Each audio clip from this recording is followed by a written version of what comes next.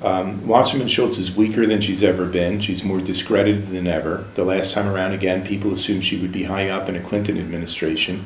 And now people look at her and they say, well, she was obviously a failure to have elected Donald Trump. How did the Democrats manage that?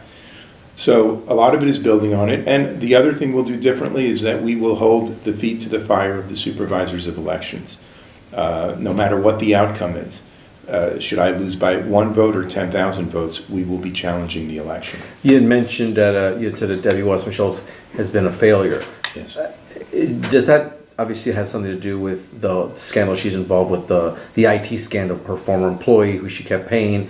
What is your take on that? So I'll say, even aside from the IT scandal, she's been a failure. She was a failure as the head of the Democratic National Committee.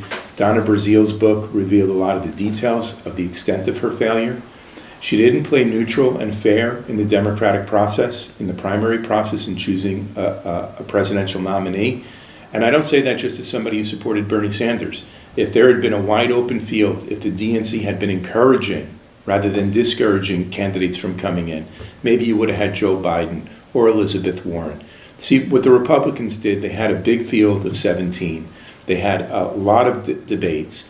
And, you know, I'm an athlete, or I grew up as an athlete. So, you know, the kind of, what do athletes think? They think that competition will lead to the best outcome. The strongest team, the best athlete wins. And that's not what the Democrats did. Wasserman Schultz helped clear the field for one candidate, and we got the weakest candidate in modern American history as far as the kind of negative ratings that the candidate had. So she was a failure as the head of the DNC.